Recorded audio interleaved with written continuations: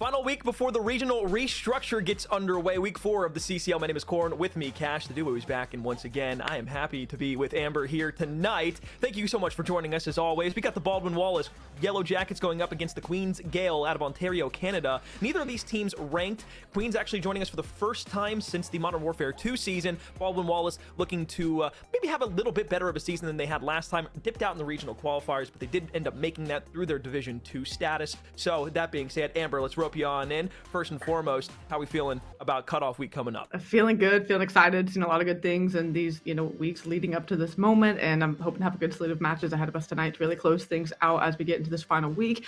I'm excited to be back with you. Of course, it's been quite a while, but the reuniting is coming together, and yeah, we're back for this year, so I'm really excited for that. But kind of diving back into those matches, like you said, a little bit of history as far as, giving either of these teams kind of how their seasons went the last time we were able to see them and kind of get eyes on them. So for Baldwin Wallace, like you said, trying to get back into the swing of things for themselves and kind of set themselves up for more success this year. And again, given that they took the year off, Queen's Gael is looking to continue to find footing for themselves in this BO6 year, title shift, year shift, and trying to come back better than ever.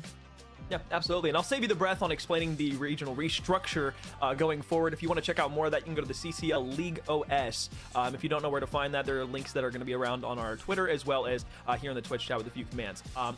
Despite that, kind of talking about and shifting gears back to our matchup tonight, Baldwin Wallace, again, last year didn't have the greatest stretch, did bow out in a Game 5 against the University of Southern Indiana. I know they're looking to obviously kind of rewrite what they feel like should have been a better playoff opportunity for them at the end of last season. But Queen's Gael on the other side, a lot of good things I've heard from this team so far. Obviously a 4-2 record, aren't maybe at the top of their game. They have lost a few key matchups, but looking at the head-to-head for the rosters, you can see that there are some inner workings of a team that could become a bit better. For Queen's Gael, 1-4 control record.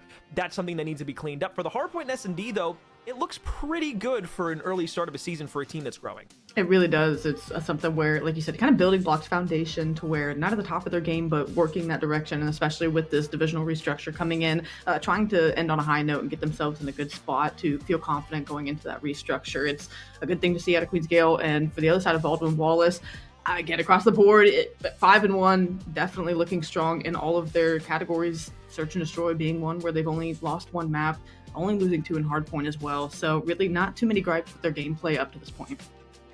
We'll take a look at our maps real quick as well for these two individual teams. And starting out with our hardpoint, we will find ourselves on a red card, something that we necessarily don't see all the time here on the CCL main broadcast. I feel a lot of teams like to stray away from red card. Requires a bit different play style than a lot of the other maps that we have in our rotation, but we'll save that for a bit more of a map breakdown when we get there. Skyline Search and Destroy on map 2, Hacienda and a double for 3 and 4 if we should get there for map 4 on our hardpoint, and then finally we'll finish things and wrap up with a Vault Search and Destroy. Amber, I'll lead the question back up onto the red card. You and I playing a lot of the game this year, but watching it a lot as well. This map, although we again don't see it all that often in a lot of the play from even CCL up to the pro level, it can play like almost like a reminiscent map of some of the older COD maps that we've seen before. It really can. It's one that kind of stretches teams and forces them to get around the map. You think the P3 to P4 rotation is one that maybe a little closer to home as far as controlling one side of the map goes, that southern portion of things. But with all of the different, verticality elements to it, with all of the different places you have to try to work through to get across the map, notably P4 to P5, P3 to P4 and P4 to P5, it's one where all of your players have to come play. You think ARs notably in those long-range gunfights, but a lot of things go down mid-map, especially with ticket control, looking at the transitions that teams like to make for some of the later portions of those hills. You think getting into parking as well for spawns for P3. Just so many different dimensions to it that teams, like you said, tend to stray away from. So it really kind of shows how well-rounded your team is and how good that communication is in trying to work these different spots. Yeah, I think a lot of it's going to come down to, again, the submachine gun gameplay, because, again, going into kind of, exactly what you said at the top of your statement, like, the ARs, yes, they're influential, but, again, that craftiness that you have to have as a submachine gun player to kind of dominate red card is what teams, a lot of the times, end up missing. So it'll be interesting to see what Baldwin Wallace do out of the gate here, as well as Queens. Queens, with that hardpoint record kind of being their bread and butter, obviously you'd assume that they need to get out to a nice start and a quick jump, relatively speaking, here in the series. Obviously, if they go down, 0-1, and then you go into that certain destroyable, Baldwin Wallace has been pretty good at all year long. You're looking at a series that could very easily slip away from you. So here on map 1, red card hardpoint, Queens gonna need to get that early jump quickly. Hopefully they come out good, because again, like I said, it's gonna be a hard series if you can't take the hardpoint. It really is. It's going to be a test for the squad, like you said, looking to kind of perfect things going into this early part of a new stage of the CCL, and kind of where they're going to stack up once this restructure comes in. Again, a Baldwin Wallace team that's very stout across all of their modes. It'll be a real test for them, and a test on red card as we've shaped up for you. The breakoff going to come in. Favored side of the map, maybe for Queen's Gaels for the moment. Teams like to keep this portion. As you look to P3, is P2 can be when you want to pen teams in the back, but that is quite the ways away. Hedge control coming in for the moment. Top window. The kill going to come in. First blood for Baldwin Wallace. Not able to get the trade. A couple kills going their way. Hedge control for the moment, favoring Baldwin Wallace. Time sitting gray. I was going to say, this is the map where, that sprint to P1, they can take up to 15 seconds for the first team to touch. So a lot of time bleeds off in P1 before a team is able to secure it. But once you're able to get in, if you can hold it well from the outside over by the statue area, very much can turn into a money hill if you're able to play it right. John will fall inside. Ticket booth area. Relentless going to be looking back over towards the trophy side, but I mean outside right now, Baldwin Wallace doing the slaying that they need to keep themselves alive, and inside 20 seconds already built up, 10 seconds on the rotation to P2, and they've got the favorite side of the map as well. And they're looking to press up, get stage control, get hedge control again, not be turtled up, because teams, especially on that top left side, pushing from P3, which is where Queen's Gaels is coming from, like to pin teams back there and continue to hold the hill from the front. They're trying not to let that be the case. Is again, the submachine guns, Fish, going to get a couple good kills mid-map, but that line continuing to search forward for Queen's Gaels. No one getting time just yet. Baldwin Wallace waiting for an opportunity, waiting for some picks, and that might be the green light to jump into time. Corrupted nade, gonna look out, need to turn around. It's gonna be a two-fronted war here for the side of Baldwin Wallace. They need to fight only one contestation player over towards the stage side. Corrupted turns around, gets gunned down. Relentless, a nice two-piece will allow Queen's Gale to push up the map. Hill will set gray, but for the first time, relatively speaking, Queen's Gales will be able to touch. They'll be able to battle back, draw the scoreline a bit tighter. But as you see the spawns flip, Baldwin Wallace going to be on that favored side as they look to just contest, hold from the front where they can. They want to keep parking control, and they want to make sure that on transition, they don't want anyone to slip through mid. That's going to be 10E's job to have a look at things. Spawns will be safe once again. And as long as this time sitting gray, they're fine with that. A 30-point lead they've managed to garner for themselves. The retreat comes in. Rotation, the setup for P3. Queen's Gaels have to work across the map, and Wasu opens up with a good pick, quickly traded out. Yeah, good slap by Corrupted to cut down the player through middle map. Unfortunately, though, doesn't realize a second player from the Queen's roster is going to be pushing through. Sun check onto the corridor. Starts to make his way down the staircase. As Fish will fall. It will sit vacant yet again here on red card. Blue inside. Queen starting to push their way forward. Lover will find himself on 4 in a row. Semtex back out towards the door to cut off any more of the pushing players from the Baldwin Wallace roster. The spawns have flipped out. Queens have pushed through. It's a nice little break here inside the Queen. 35 seconds remaining and almost able to win the gunfight, but a couple slide through. Also going to pick up some more. Now with another player pushing stairs, that trade should come in quickly, but enjoy that L. Dishing him out for free here. He's going to collect 3. Going to get the team back into the hill, and my, Alex, how the tables have turned here on P3. Hell of a name. We'll make it 4 in a row. And as they continue to come off spawn, such a hard head glitch to try and take care of if you are the Queen's roster fighting from the defensive side. Make it number 5. Closer and closer he gets to a Hellstorm missile. Meanwhile, the rest of the team making their way over to P4. They've got the first player on Hedge weakened all the way up. Nobody from Queen's going to be able to contest this just yet. 10E's grenade will help out with Corrupted over the top, so they go 1 for 1, but they've got full map positioning. Need to be careful, though, because the spawns are going to be north here from Queen's Gale, and they've also got a flank starting to resurrect itself as well. Turn, snap. Going to be a 2-piece there for Lover. The rest of the team trying to push their way forward. Once again, it's trades out on both sides. The Baldwin Wallace just cannot get into P4. They have it surrounded. They know they need to work this pick stage. They have a trophy system in as well. Picks continue to work with reinforcements getting quickly. Lover playing low. Knows the contest comes in, just trying to get info off his teammates. When you play low stage, you're blind. The team shot's not going to help. As Tinny collects a couple, that's going to be time. Going Baldwin Wallace's way again. Another 35, growing to 40-point lead as Queen's Gaels don't look very comfortable in where they are. They haven't gotten to the setups they want. They've been fighting off the back foot, and the scoreline starting to reflect that now as they continue to surge forward, trying to get any more this time. Yeah, Corrupted try to play contest spot in middle map for anybody from Queen's Gale that might be trying to make their way back over to P4. However, they do end up giving it up. And as Fish wins the gunfight back over by P4 to secure the scrap time, it's a rotation over to P5 that at least right now has Skurs on the power position. They'll look over towards the right. Nobody will sit in the hill just yet. He's waiting for the rest of the team to get there. They've started to read everybody. 2 will go down. Queen's Gales will secure themselves over inside of P5. They need to read the spawns, though, because they're flipping across. The first rotation they've Fairly cleanly won with that pick that at least let them get set up where they wanted to. But like you said, weren't aware of the split spawns, weren't able to clean it up quickly, as now Tenny's going to be on the move. The pistol connects as well. So as much as they've won rotation, it is quickly stripped away from them, as Lever, the only one left alive, trying to buy time for his teammates to get back in the mix. But time still going the way of the Yellow Jackets, doing everything you can from ticket side to no avail. It is back to the respawn block if you are Queen Scale, still a 50-point deficit and growing. Oh, Wasu, good snap to the second player inside of a hill. We'll look back out to middle map as Baldwin Wallace start to push their way back over.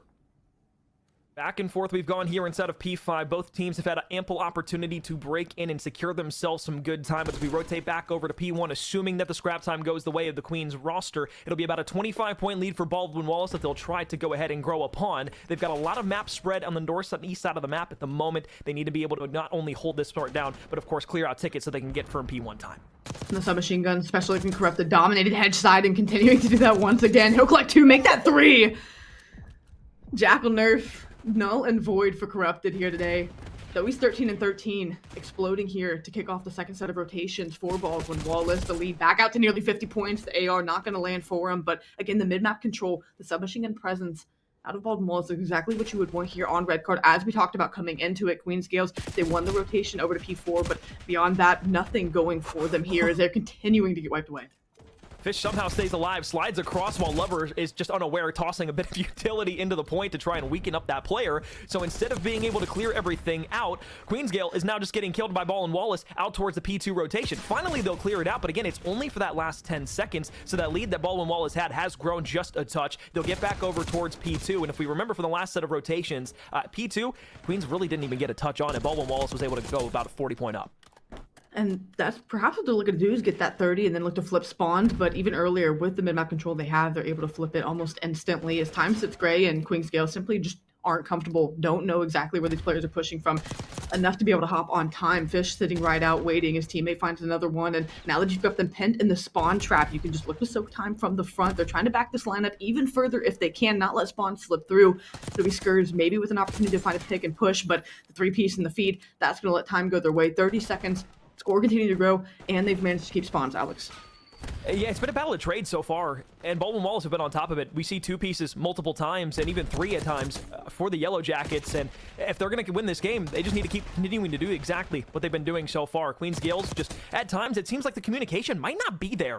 And they're getting, maybe 1 or 2 people might turn around to face the same angle, and then they get caught off guard from a flank. It's just something that needs to be put together a bit more, and that's, again, going with the early season woes, something that they should and realistically have been able to work on. It's just not all there yet. Trying to piece everything together. It's been a very fast map as well, and that can cause communication, plays, strats to break down. 4 go down in the feed. Again, what Baldwin Wallace have done so well is surging, playing beyond the hard point. The flip comes in, but it's going to be L privy to that and looking to try to find this kill. Parallels, everything. Queens trying to make things messy, trying to make things hectic as they look to continue to battle back into this one. A 70-point deficit. They need to get a good bit of time here, and with P3 being just a scrap, this needs to be their last push. They've got to start to lock in a rotation. Oh, this is going to be tough. We got 2 more players pushing from the outside. Lover on the staircase. 2 players now trying to break in. Fish will wisely back off for the moment, realizes that a few players are going to be in his face. Slides back up the staircase. Relentless walks away. 2 versus 1, the Queen's Gale go. But it's just continuous gunfights that don't go their way. They're pushing old yet again, almost neglecting the stage. And this is allowing Corrupted to make a play by himself over towards the hedges side of the map. And if he's able to walk away with 1, maybe 2, could spell trouble. But of course he falls, and now Fish is just looking for the exits. And Tenny backs up, gets spawned, so they're going to have stage surrounded. You just need to work the kills. This is where communication has to be near perfect if you are Queen's Gales. An opportunity to get back in this game. You need to make sure all of your bases are covered. Everyone needs to know what they're watching. Simple yet effective from the Golden Gales.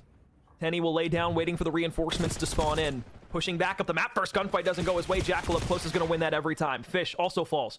Corrupted and enjoy that L will tag for 2. You look back over towards the top side of hedges in the middle here. The big 1v1 that Corrupted has to win, and he absolutely does, but it's only 20 seconds left on the hill. Queen's Gale, they've been soaking up a ton of time here on this hard point, but the last 20 seconds, this is a big 20. So it'll not only put you over the 200-point mark, but you're going to a scrappy P5. Absolutely, a big 20 seconds, and to give that up, that would have put the game just about within 10-15 points. So to give that up is going to be unfortunate. You want to sell out for it. 2 players on old. That's going to let 2 players for Baldwin Wallace get to new, and this was the only rotation you won the last go round. Now you are so far from it. You're allowing players to potentially take you off mid-map, and that's exactly what Corrupted is going to do. Playing playing a near perfect mid-map positioning with a submachine gun, allowing his team to run up the scoreline, get closer to 250. They can take it all here if they're able to cover other bases. Now, a 70 point lead once again. Queens of Gaels just have not been able to get over that hump with self-inflicted wounds. And this is the worst spot that you can be in if you are the Golden Gaels, trying to push from the opposite side. The deep P4 spawns. You're looking to try and turn back around. Lover, sure you'll find two, but you still haven't gotten back into the hill just yet. Tenny's still alive. We'll find one. He has got a teammate over to help him too. And as he dives into the point, it's all Baldwin Wallace around. You see those white arrows just completely encompassing what the Golden Gaels are trying to throw from the front. And at 225, they're not going to be able to win it here, but they'll be damn close. Completely wiping away everyone for the Golden Gaels. P1's going to be the final rotation as they're trying to make sure they get this time cleanly. They want to just be able to close it out here in a few seconds. At this point, they can pick and choose what kind of time they get. The nasty stairhead going to come in. And as you're still pushing for old time for Golden Gaels, it just makes me scratch my head that they aren't vying more for mid-map control. Like you said, it seems like the comms aren't all there.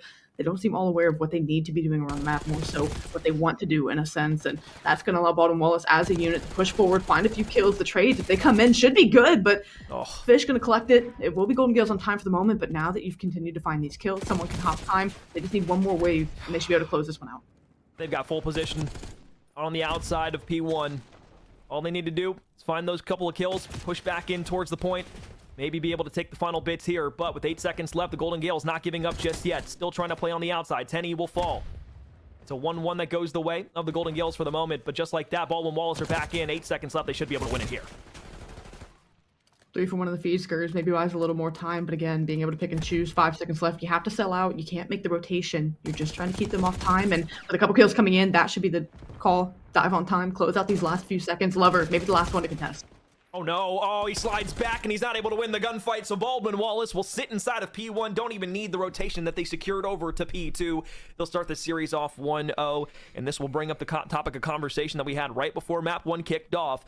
Is this going to spell doom and gloom for the Golden Gaels in the side of this best-of-5 series? They haven't been great in control. S&D hasn't been their bread and butter. They needed to, really felt like they at least needed to win that hard point here on red card to give themselves a chance in this series, and well, now as we get ready to gear up for a search and destroy, it's looking grim.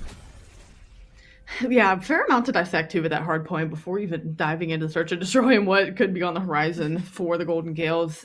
I mean, the scoreline, how do we want to shape this? I think for the Golden Gaels, the scoreline doesn't look as bad as, I mean, honestly, they were playing around the map. I think if they tighten up, simply winning rotations, like you said, they were trading pretty well throughout the entirety. You know, no one had any insane, well, that L ended up having a really nice scoreline as far as KD is concerned, but they traded effectively. They weren't astronomically outslayed, but they didn't win a single rotation but one. It seemed like the communication, the biggest thing about comms and COD is they have to be clear, concise, and correct. And I don't think they were giving correct comms all the time to, you know, maybe an IGL not being able to round up the troops and say, hey, look, screw it. We're not hitting scrap. Let's get stage control. Let's get hedge control. Let's lock down a full 60 here. It seemed like they were just fighting off the back foot, always having to try to go for scrap time, maybe just to get points on the board in an act of desperation. And as a result, the back 20 seconds isn't going to win you a game whenever Baldwin Wallace is getting the front 40. So the scoreline could have looked a lot more devastating if they would have been able to win some rotations and in turn lock down the front 40 as a result of playing for the scrap. Yeah, I don't necessarily disagree either. I do think, though, that like when we look at the bans for each of the two sides, the red card S&D not feeling super comfortable. It's not always true, but usually a map that you're willing to play an S&D on, you're willing to play a hard point on, and vice versa. That could come into effect. Maybe Queens Gaels, maybe they weren't hoping to play this red card here inside of the best of 5 series, but you know, when you have 3 other maps to choose from besides the 2 bans, Baldwin Wallace go ahead and they make that pick. So a lot of, I want to say there's a lot of good and a lot of bad to take away from it, but look, I can't look at that scoreboard without mentioning it, and I'm sorry to Relentless if you're hearing this right now, but 16-33 is just not going to cut it across a hard point. Double negative throughout the game. A lot of engagements, though, which is good. Just need to capitalize that. But going back to the point that you were making beforehand about the communications between the team, again, with them not playing in the MW2 year, or sorry, in the MW3 year, skipping out on a full season of CCL, coming back into this, again, it showed the workings of a young team still trying to find a lot of their footing inside of the season. And again, like, you can't just expect to be able to know, hey, like, if we're sending 2 here and somebody gives a call one way, it takes trust to not only not turn to where your teammate's going to be looking, but just knowing that somebody else is going to pick up a specific lane, or maybe not pick up a specific lane. Those are things that you need to learn from playing alongside that other player, or the entire team as a whole. So I don't necessarily have any doubts about Queen's Gale's ability to turn that around, but that's definitely something that they need to take back to the drawing board, understand, and then be able to impactfully change their game lab. And I think that also kind of speaks to, they have a high ceiling, right? Because of the lack of repetitions, maybe together coming back into things, because, you know, again, they're trying to tighten up maybe the comms or the trust in one another as a team. It shows that if they can, you know, tighten those things up and, like you said, get back to the drawing board, correct those mistakes, this team could definitely make waves around the CCL. And again, being 4-2 with the things they're trying to work out, by no stretch a bad team are we trying to say that, but with everything that, you know, they have to prove that is very manageable, this team could absolutely shape up in the mid, you know, to later portions of the CCL season and could make an absolute run. And they have the opportunity to have a great season ahead of them. And we see that potential just after one map. So for the search and destroy, we talked, you know, if you lose and you go down in the hole to Baldwin Wallace in a search where they're 5-1 on the year, could it be dangerous for you? Well, we'll come to find out here in just a few moments. But again, uncomfortable on red card based on vetoes, based on what we got to see in map 1. We'll see if Skyline looks a bit better for them. They were trading relatively effectively, barring a player or two. Now they have an opportunity to bounce back quickly here if they can catch Baldwin Wallace off guard, and it's going to be fast through bottom bedside. Nobody spotted out towards Piano just yet. That's going to give Owasu the go-ahead to sprint straight up the map into B, and this bomb is going to go down immediately. No help here just yet. Player 1 is going to be pushed up inside now, but it's going to be over towards the white staircase for the first kill from 10E. Will be able to escape with his life as well, but Skurs on the opposite side of the map will pop a double. 3 versus 2, minute and 5 left. Tons of time to play with here, but Baldwin Wallace is going to know that bomb is down top B. And I'm not sure if Lover saw back helipad. If L was there, ends up getting the bomb and regrouping his team, that could have just been the call, like, hey, I see him back heli, let's just wrap back to A. That is exactly what's going down. Relentless with pepper shots, get that pick ultimately, and it'll be 10E chasing Ghosts at this moment, sitting top cat, trying to figure out where he wants to work this next pick. It's going to be a 1 versus 3, 35 seconds for the play. Has a lot of work to do, and just a bit too much to get done.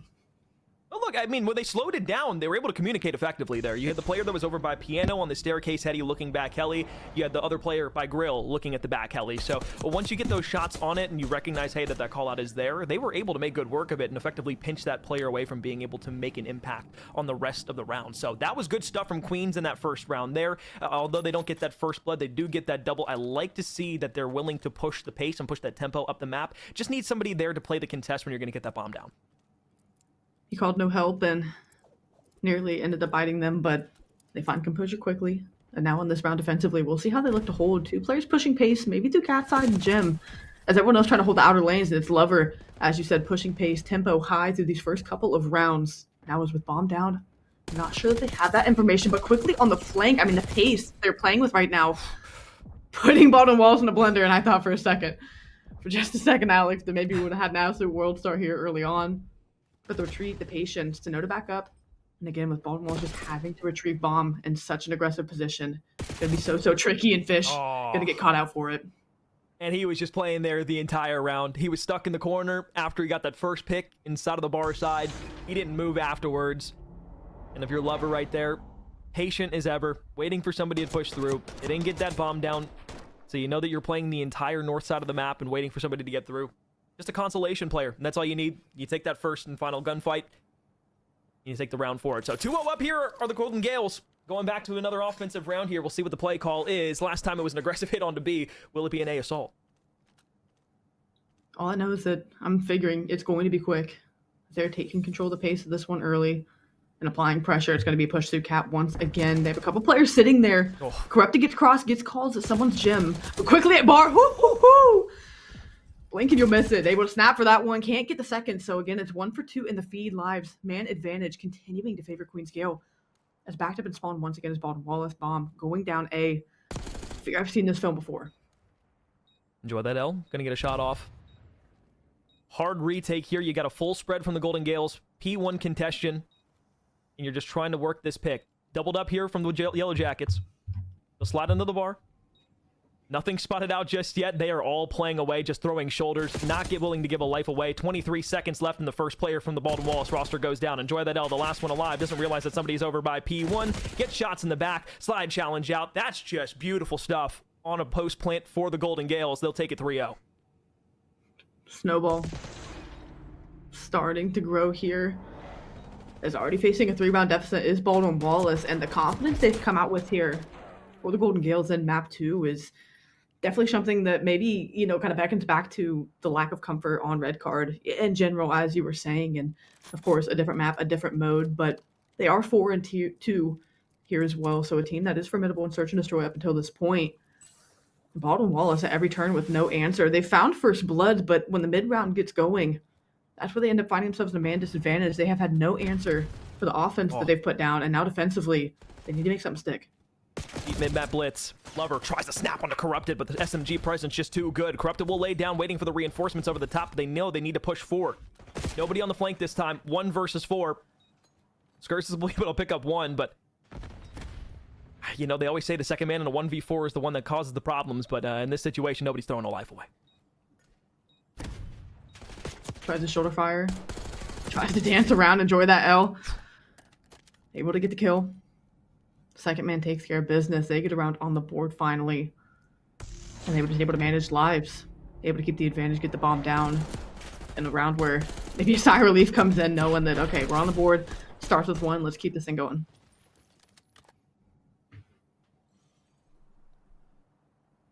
Slowing things down is what Baldwin Wallace tried to do there. Finally get themselves on. So as things take a turn, back to the offense, the Golden Gaels will go. They've sent a lot of presence through middle maps thus far inside of this search and destroy. They'll look to do that once again. Player 1, that's going to be Lover, out and into the mix, playing under the side of the bar, but it's going to be a defensive hit all the way through top catwalk. Nobody's watched this. They have to go back for bomb and spawn. Oh, and that's the worst thing that could have happened, because now 2 players from Baldwin Wallace have pushed up the map. Lover's trapped on an island in between 2 players on each side for Baldwin Wallace, and as he pushes his way forward, he hasn't spotted anything out yet. He's just forced to tuck in a corner. And that timing could not have been more abysmal for Golden Gaels. Have to go back, get the bomb, and now they're where it's down in spawn. You're getting picked apart. You aren't able to get anything, as bomb is just now retrieved out of your own spawn. Skir's in a 1 versus 3 of his own. No information on where these players are. Need to check out left. First gunfight. Not going to go his way. The SMG with the headshot at the end will ring the bullets and sound him through. So 2 straight rounds here from Baldwin Wallace. But I kind of want to go back to that play that they made early on in the round there, Amber. I mean, leaving the bomb in spawn, most times on larger maps, it's not too big of a deal, especially if you go back for it relatively early in the round. But 1, if you catch a timing, if you're the defense. 2, on a map like Skyline where you can get across the map in 10-15 seconds, that can be a death sentence, and right there it was for that first blood. That was just beautiful timing for Baldwin Wallace, especially picking that moment to get aggressive defensively. So they rip off 2 straight rounds, started to get some things going. As now on the offensive and defensive side of things, they found success, giving it the try. It the offense here, it's going to be quickly through the A-side nade, hoping to back players down, as it is not aggressive at all for Golden Gaels. They're trying to sit back and hold some irons. They lost 2 rounds. I fear they may be feeling the pressure a bit from what Baldwin Wallace is trying to throw at them. Up through the vent, it's going to be Corrupted for yet another first blood here on the Baldwin Wallace roster. So in the 3 versus 4, the bomb will go down. 45 seconds left on a retake, and there's a lot of players that still need to go down if you're the Golden Gaels.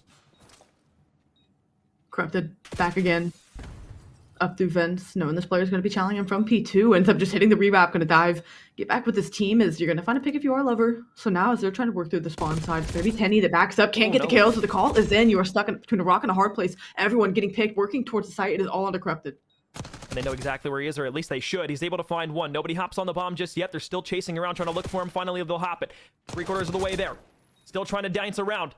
He's just got 1 more opportunity to find this last player, and he does right before the defuse comes through. Baldwin Wallace and the consolation player. And in those moments, Amber, I know you probably want to hit on it, but staying alive and preserving your life there, bottom ropes, was perfect. Just a wonderful way to, like you said, play your life in a moment where a 1v3, it was also an ace for Corrupted on the round. Just, you could tell he was in his element, right? Just comfortable knowing what he wanted to do. Find a kill, get out, confuse these players, hit a rewrap where, again, they're chasing ghosts in a moment, thinking they can get a quick trade, just not going to be the case. Corrupted, feeling himself in that 1, walks away with 4, gets his team to draw the search and destroy up even. And what started with blinding pace for the Golden Gaels, Baldwin Wallace have quickly been able to do damage control and get back into it. Oh, Lover, don't get caught out in a bad timing here. No, he absolutely won't. He had Skurs watching over on piano side, and he was able to push into the bar for an unsuspecting Baldwin Wallace player. Now it's down to 1 versus 3 once again. Enjoy that L. Find the first one. Player on an island, so now he gives himself an actual opportunity to be able to retake this with 35 seconds left. Tons of time here. Has a player over by P1, gonna spot him out. That head glitch is very difficult to deal with, but if he just wants to toss a nade, maybe throw it over, get him weakened up, this could very easily walk away with a gunfight win, but the nade misses, so he's not gonna have to slide out. He gets behind one, shots are good, 20 seconds left, lots of time to play with once again. Has to go for the last player who's playing the deep side of grill. Will rotate all the way back, and this wraparound should seal the round. Just gonna have to hop it. Timing gonna come in now as Owusu jumps down. Quickly gonna collect, and just a heads up play to completely back off the side, knowing his P1, hit the wrap quickly, as you were saying, and again, get around on the board after Baldwin Wallace rip off 3 straight. A good one to walk away with there.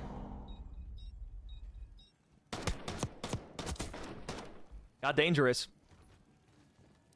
A lot of 1v1 chows throughout that round. I thought for a moment that nade was going to cook, land perfectly, and either weaken that player up to where he could just slide across for the 1-tap, or force that early 1v1 without having to waste the extra time. Instead, Queen's Gale will stop the bleeding, put themselves up a buffer round. Now Corrupted with the bomb in hand, they're going to push this over towards A. They really haven't done anything aggressive on this A site all game just yet, but it's 4 men here from the opposite side. Queen's Gales will run into the slaughterhouse. It's 3 dead. Now a 1 versus 3 here from Owasu. He's been able to find 1. He's got somebody over by P1. You know where the last 2 players are. The bomb is down exactly where you have it. Now you're just going to be able to walk away with a 1v1. This gives you an isolation. He's still over by P1. You have the idea. Just trying to make sure he doesn't get a quick wrap on you. The reposition going to come in as well. Not taking a chance to break glass. Going to go through P2. Maybe shoulder over by piano. His bomb will go down. That'll be the info in a moment, but he's going to be in a great position here to try to get early info as Tenny looks to get out. Maybe would have liked to have that gunfight back hedges.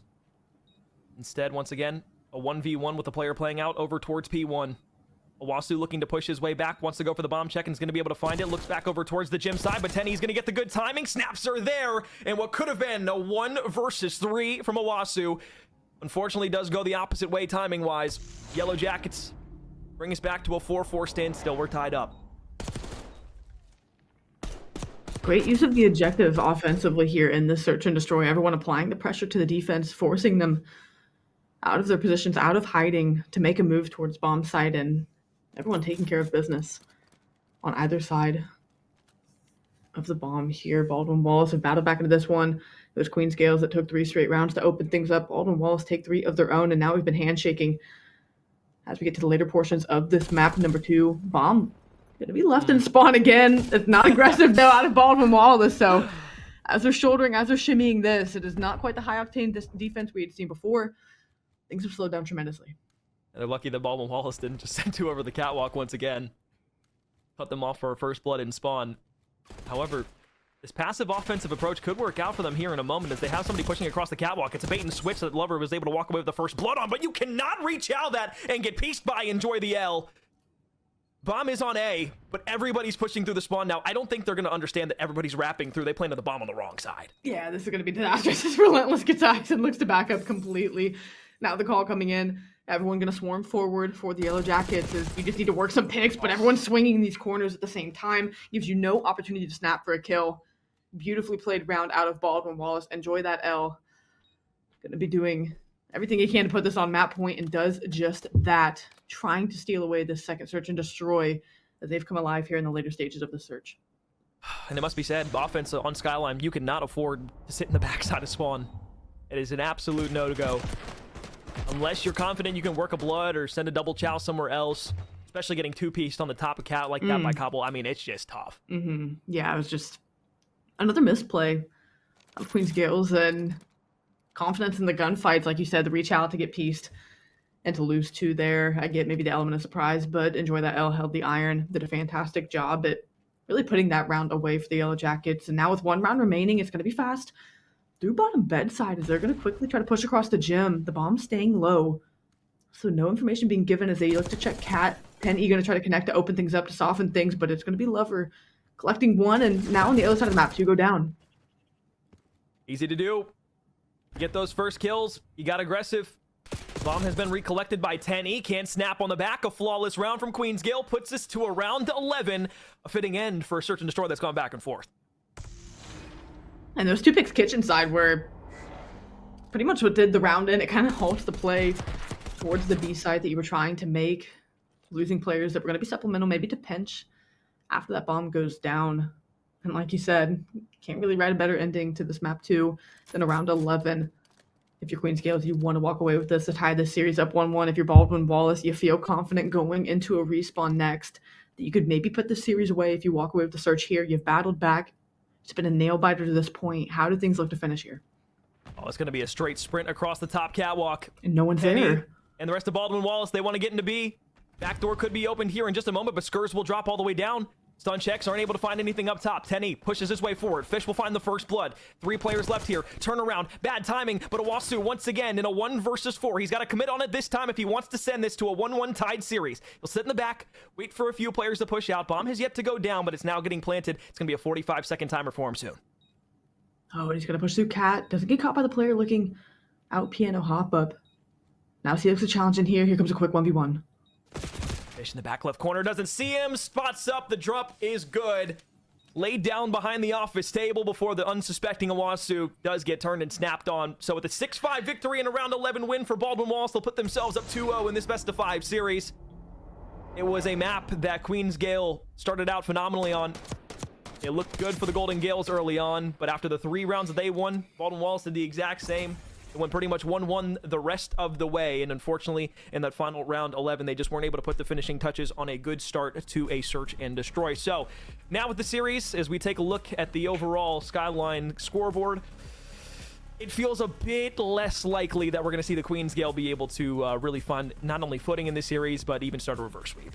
It really does. It was just one they should have just taken care of, even in that round 11, not sending someone, again, what you typically would, which is top cat. It just completely gave up the play and the push, where timing simply going Baldwin Wallace's way. You take advantage of the misplay, though you don't know it at the moment. They're able to send everyone through cat side, get into the B side for free, work picks after that. You're just completely caught off guard if you are the Golden Gaels. And like you said, with them losing that, going into map number 3, not feeling super hopeful. It's going to be Hacienda, so another one where you got to be comfortable to an extent.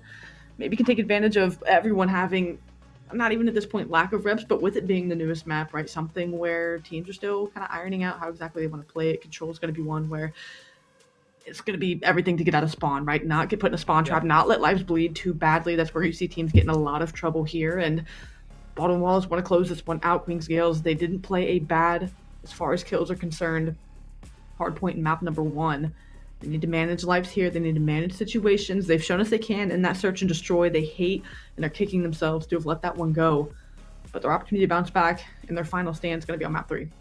Yeah, absolutely. Well, Corrupted as well as Fish have led the way with the submachine guns throughout this series for Baldwin Wallace. They've looked impactful, not only in map 1, but in map 2 as well. And the Hacienda control, where ARs and SMGs are both going to be dually important.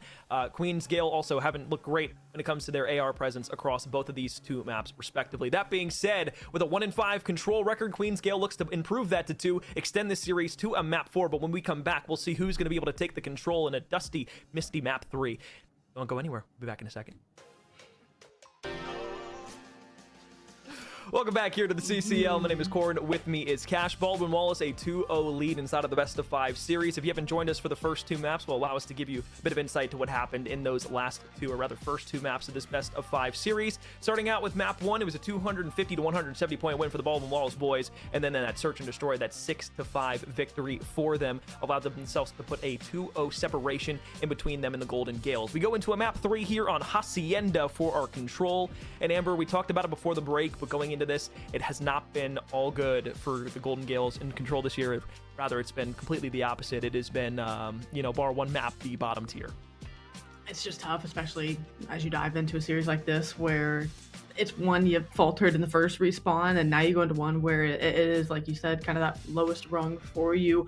Having to kick off a reverse sweep, it's just not going to be easy for them. They know that, right? It's not something where they're like, oh, what do you mean? It's something that, again, they have to really dial into and say, okay, look, even if we don't end up taking this, let's just work on doing things correctly. Even if it doesn't result in a map victory, I just want to see them make strides to where, hey, looking at the arrows around the map, comms look a bit cleaner. Instead of seeing 2-3 people turn towards one call out, we see just one person. The trust maybe at different moments looking to flash for them. So a lot of areas we've talked about this entire series where they can grow, make good strides. I just want to see things done correctly here and then see what the shakedown is at the end of the map. But again, with control being a weaker point for them, it's something that is going to be a battle from start to finish, and then they let Baldwin Wallace sneak back and rally back into that map 2 to take. They're going to be sore from that here, but they can look to maybe have a shocker of a moment. If Baldwin Wallace let off the gas, they could find the way back into this, but it won't be an easy road. They definitely need to lock in here. Well, I know there's not a lot of map selection when it comes to our control mode inside of Black Ops 6, and it really hasn't been the last few years, but with the bans going through, Protocol was banned by Baldwin Wallace, so by default, Queen's Gale, this roster is going to have their pick of the litter from the last 2 remaining maps, either Vault or Hacienda. They chose to go Hacienda, so maybe a map they're a bit more comfortable on could be the one that they were able to take previous in the season. Don't have that information readily available. I'm sorry to you, bad storyteller, I get it. But in this map 3, at least, a comfortability is going to be a big thing. So if they can catch Baldwin Wallace off guard in these first few rounds, as they did in the Search and Destroy, again, holding true to that, though, throughout the rest of the map, they could give themselves a significant shot. And I think that starts with ARs relieving pressure from the submachine gun players, make Baldwin Wallace have to respect the other 2 players on the map. Simply put, right now you're just looking for Corrupted and Fish. I mean, Enjoy That L has been having moments, but TE on the other side, they need to lock in that timing with one another, play off of each other here to find success in Hacienda. And as they kick things off, First Blood does go the way of Queen's Gales as they're looking to work off the site. Enjoyed Corrupted so far with the submachine gun. Player spotlight I would have loved to highlight just a bit more before we got into the match, but time did not permit it. Corrupted, though, will get gunned at long range. Relentless with the AR will snap back up to the top left window. Enjoy that L. Good trades here. Does get shut down. So it's 3-1 for Queen's Gale. They hold themselves in the middle of the map. Nobody wants to jump out just yet. They haven't found the last player that they need from Baldwin Wallace. Could be affecting their comms a bit, maybe realizing that he could be in their spawn, albeit, as we know from seeing the minimap, he's not there. He's in bottom line, looking over the A point, trying to find those first few players. It's a bait and switch down low, but there's 2 players stacking that A point. First tick of progress has been gained. Still in the corner is going to be the last player in Owasu, but everybody will collapse back onto that A zone, and Enjoy That L cleans everybody up. So 4 down, back over to P2 spawns. It's going to be the rock push here from the Golden Gaels. And everyone's going to be here. They have numbers to blow this out, but they don't just know it. The Store's coming in. Corrupted, not able to collect that kill. Still information not garnered that all 4 players are here, but you could catch a cheeky timing if you're Fish. Fish back in. Hip fire for 1. Tries to snap to the second. That's going to be number 2. Nade inside to the top left portion. Wants to hold anybody back from pushing him out, but Owasu will make quick work of Corrupted inside of the top office. 10E, good hop chow. Skurs will find Fish. And now as you get back over towards A, the clock will stall out at 20 seconds with the AR in the corner. Needs his teammates to get oversight, give information to him on where this push could be working from. Lover collects another kill. Enjoy That L going to be taken down as now the stun will connect as well. We're going to need to chow this corner here in a moment. Corrupted going to get in for the cleanup. 20 seconds and dwindling. Sent back to the respawn block. It's on Lover to find more than a couple kills here as the pistol comes out. Not going to be the case. It's an all-out assault and all-out sprint here for the last 10 seconds. Owasu going to try to push these players back and let his teammates stop the clock. He's going to have to do it himself.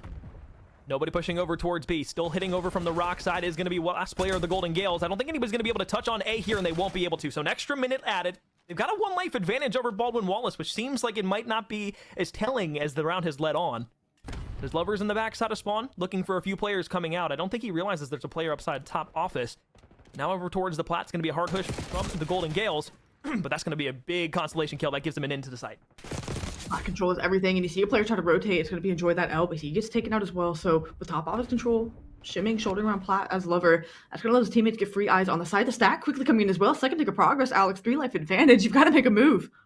They cut the flanking player down. Tenny's the last one, but they don't turn back around. That time, Owasu thought everybody was coming through the front, so they're going to clear it off. However, the last player from Baldwin Wallace is going to fall up top with a knife. Lover is able to lunge forward. Still 1 player trying to contest down below. 40 seconds left. Plenty of time. 4 life advantage for the Queen's Gale roster. Coming off the respawn spawn is Baldwin Wallace.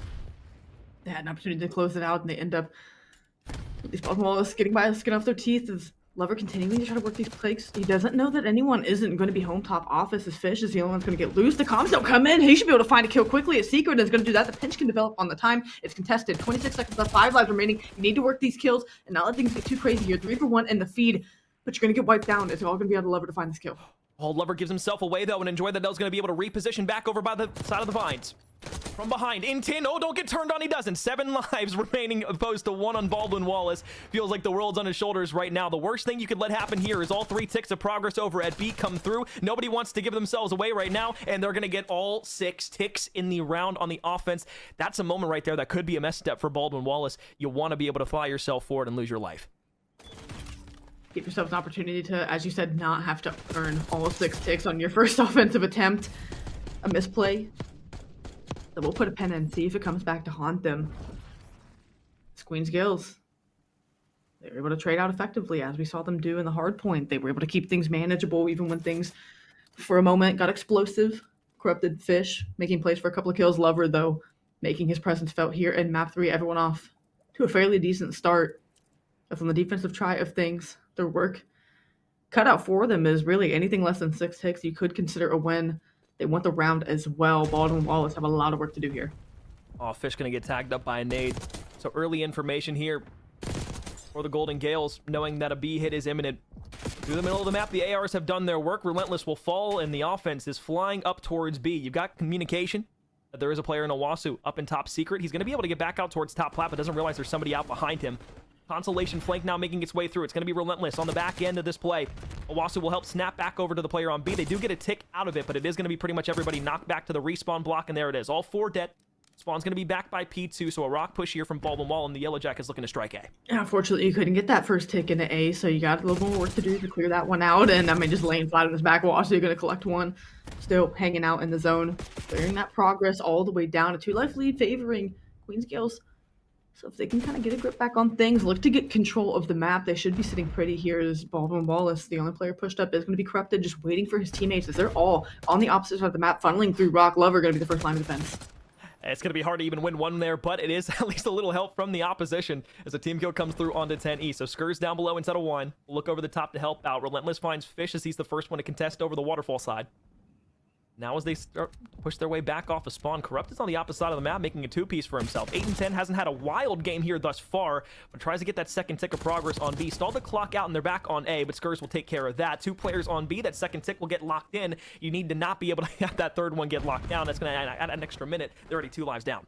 And no one's going to be close enough to be able to get that in. You're going to maybe, if you're a Owasu, try to find players wrapping, exiting the site, but that coming in, you send 3 players over, so that's just going to open the door for Baldwin Wallace to jump on the A site as well. Now they have to figure out where these reinforcements are coming from. It's going to be a clean kill feed to wipe everyone. Still just that 1 tick.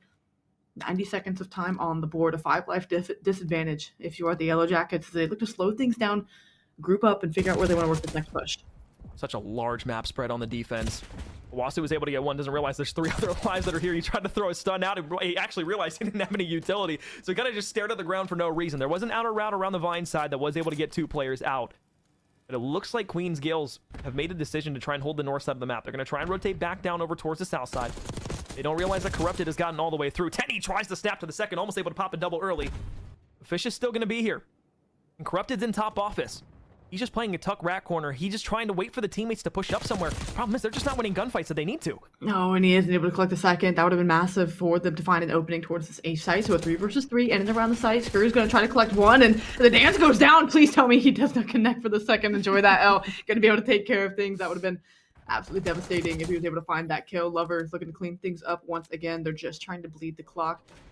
They have a 9-life advantage. 30 seconds remaining. All cards in their hand right now as they can close this one out. They just have to buy time, and they're continuing to do that. Make these Baldwin Wallace players have to take these gunfights. They aren't getting any kind of openings. 20 seconds left. Skurs in bottom 1. Doesn't know that somebody's out towards the backside of spawn, but Corrupted needs to make a play to get there. They've got everybody off of A. There's only 1 player left alive here from the side of Queen's Gale. Wait a second. 3 players going to be stacked on the point. Spawn's going to be deep over by Boathouse. Second tick now completed. 14 seconds left in the round. And if you're the Golden Gaels, you just got to fly out. Lover checks the wrong corner. 50-50 doesn't go his way, and nobody else is able to touch what looked like a beautiful defensive round, all things considered, for the Golden Gaels. Baldwin Wallace, they win all 4 gunfights that they needed to. They stack the point, and they win the round. I fear it was just a 9-life advantage and 30 seconds remaining turned into that. Another moment where, but again, Queen's Gaels is in the driver's seat. They have the opportunity to go up 2-0 in this control, and that boded well for their opportunity to take the map. Now things are tied up 1-1. You give up all 6 ticks of progress, so things, as far as objectives concerned, essentially tied up. They need to make another big round, more pressure offensively for them to do something big as the first couple kills go the way of the Yellow Jackets. You toss the last round, the opening break goes the way of Baldwin Wallace. And if you're relentless, you're the final person on the map that can do anything. The few players that are here on Baldwin Wallace's side at the moment. It's going to be a read back over towards top secret. You don't get the spot out, so now everybody's going to be pushing from the spawn side on their offense. Corrupted slides out. Oh my goodness, I thought the submachine gun was going to be good there. One pump, we're going to let it slide. Owasu in the top end is going to be able to find himself one as well. The second one should be down here in just a moment. Tenny going to be able to escape out the window because the shots were shaky. It's a bit windy here on Hacienda, but nobody on the zone just yet. At least able to make up for it by collecting that kill. Player challenging at a top office, now continuing to roam around. Try to work to help his teammates. That's going to be eyes on player Rock. Doesn't know anyone else is there. The turnaround will come in. Enjoy that L from spawn. Can be able to rip him down. Continuing to push map spread. It's going to be Baldwin Wallace. Time dwindling. You have made nothing happen if you are the Golden Gaels. And now with time being... Ooh. Alex, you can take it from here. That is just simply something that cannot happen. AR at range, going to lose it out to a sub. Shots once again shaky here from a player on the Golden Gaels roster. Enjoy that L. Continuing to make work out by the Rock side, holding players down, but there is a player on B, and Owasu turns around, reads the pressure on the flank, nades the top side of the platform. But unfortunately, that nade will also be returned from T-Fish as he's able to find one. So now it's time dwindling. 10 seconds left. Gunfight's winning for the team in the blue. They've got to get out over towards B, but there's a few players on it. Instead, they decide to go into A, so they should be able to stack this with 2, maybe 3 bodies. First tick of progress looking good. And everyone watching where they need to, but Fish going to win a big gunfight, and Lover's going to be quick on the trade. So again, heads on a swivel. You have to be to work these picks. Enjoy that L for 1. Can't snap to the second, but the information going to be in on where he is. The trade, can you chase it down? Can you find it? You are going to. 2 ticks of progress. The stack's still in. This should be another minute. It's just another one of those rounds where the clock gets almost to 0. But the team on offense is able to make that A stack commit. They win the gunfights that they need. They can now push back over to the opposite side of objective. 60 seconds on the clock to play with. 16-13 live. Still a lot on the board, but a good nade there in the corner will be able to snuff out one. Last player. Enjoy that L for Baldwin Wallace. Going to be up on towards the top side of the platform. He'll win the 1v1, but they're on B, stalling the clock out. First stick of progress halfway there. They should be able to get it before a contest goes in. The last moments of these rounds have been just utter breakdowns defensively. Everyone getting their way on the offensive side of things. Another life advantage. 50 seconds to work with. You are on the zone. Corrupted has to go big here as his team's going to be contesting from the front. Fish finds one. Can he clear this last player? Answer up in limbo. Not going to be yes.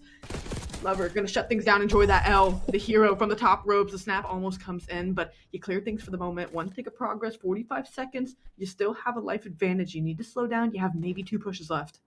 Things got shaky, but they sprint all the way up top. Owasu doesn't check the left side corner, but he doesn't know that the player's there. He stays alive in top office and finds 2. 8 versus 5. 3 lives of separation. 30 seconds left on the clock. And they know that somebody's in their spawn. Lover's going to play all the way around the Vines. He needs to communicate this to the rest of the team that he has not found this player, and he's going to be back over by Vines. On the zone, 24 seconds left will stop the clock out. 3 lives remaining here for Baldwin Wallace, but the one player that's still alive, and enjoy that L over on the B side will get there. Looks for the second player over the top. Head glitch is good. Reloads at the worst time possible, but survives with 50 HP, gives himself the second chance, but now the last 2 players from Baldwin Wallace are going to try and push their way forward, and with player 5 all the way across the map, either the flank is going to connect, or it's going to be another tick of progress that's going to be captured here in the B zone. Gone. He gets shut down from the back to the lives off the board. The Queen's Gale in a round that they also look like they shouldn't have won on the offensive side. We'll put this 2-0. And it's been all offenses here.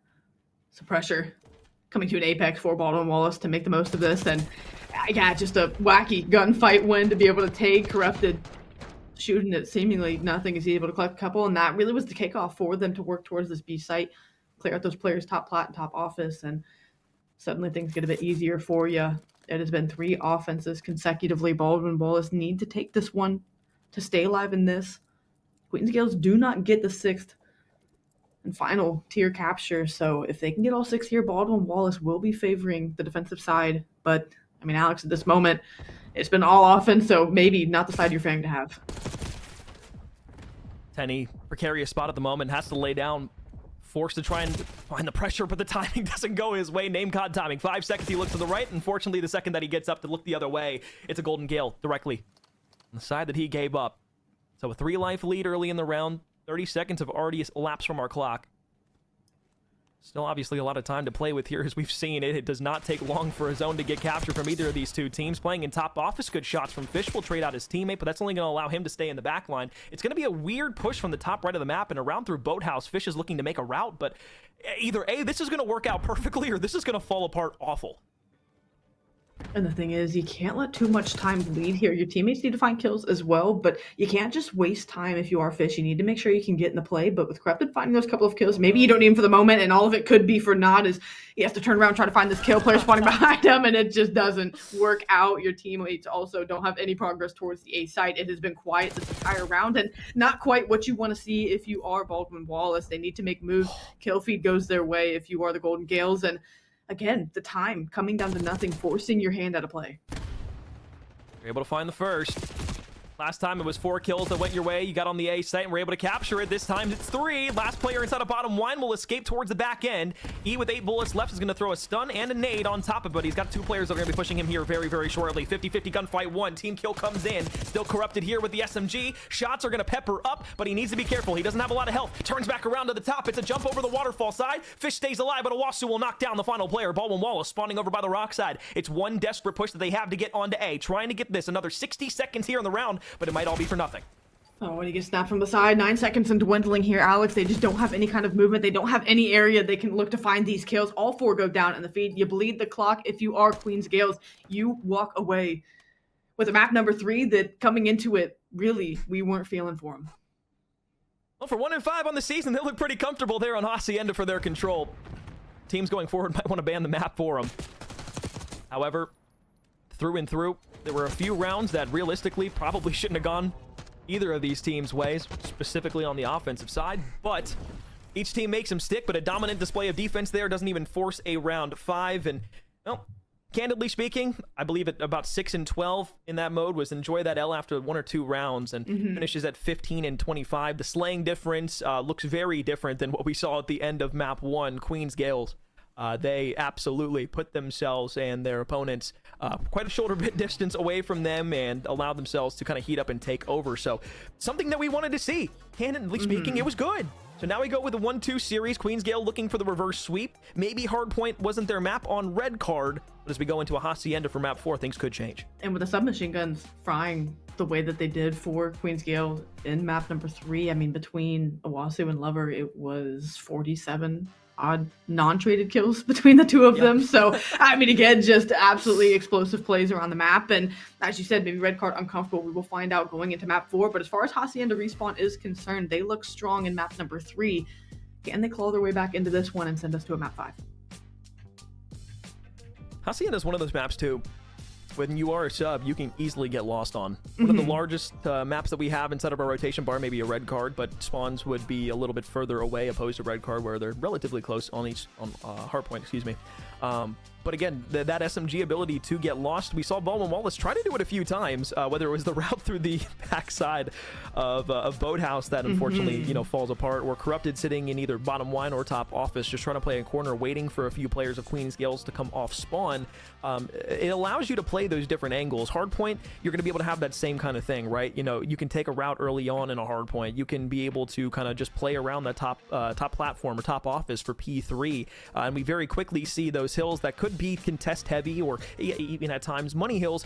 You go either way depending on how the SMGs are going to be able to favor the map. So it's going to be a lot about getting in the face of the opponent. For Queen's Gale, they showed that they have the ability to do that in the search and destroy on a bang out search and destroy like Skyline, and of course in that Hacienda control that they were just able to win. I feel like that could translate quite well into this hard point. It's just going to be those rotations that you talked about from P1 that I feel are going to be the problem. It really is going to be kind of the focus for them coming into this. They won 1 or 2 rotations and a red card, and here on Hacienda, you can absolutely be punished with full 60s. Like you said, with it being one of the larger, if not the largest map, second or first to red card, it's something that getting across the map in transition is going to be everything. And kind of just to piggyback off the point you were making about submachine guns getting lost, the reason that is, kind of the trend for Hacienda is there's not a lot of, open, kind of like no man's land. There's a lot of areas you can get creative and look to find your way into different offices, find your way into secret, find your way into, secret of P2 as well.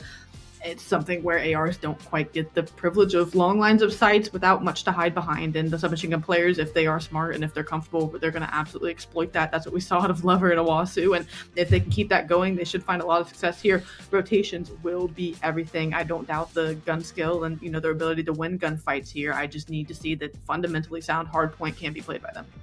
Yeah, absolutely.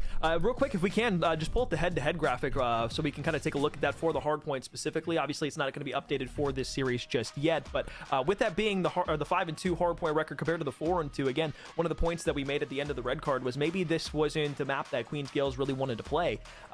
You know, they did have the favored record opposed to Baldwin Wallace, yes, but a lot of the times in the CCL, and if you've watched from previous seasons, you know very well that stats don't usually tell the entire story, and really here tonight, they necessarily haven't. But for the Queen's Gaels, I think, again, going back to that point of like saying red card might be an uncomfortable map for them, I think Hacienda, as we saw in the control, favors them a bit more with the way that they're able to play as a team. Red card very much goes into the conversation of making sure that the callouts are stout, and those, you know, split-second callouts that somebody might take an extra second to register could be the difference maker between holding a P5 or a P1 down or losing 40 to 50 seconds on it. So going into a Hacienda where things can slow pace down a bit more because you can kind of read the map a bit better, I think that does pan into the favor of Queen's Gaels, and it should be able to translate into this map 4.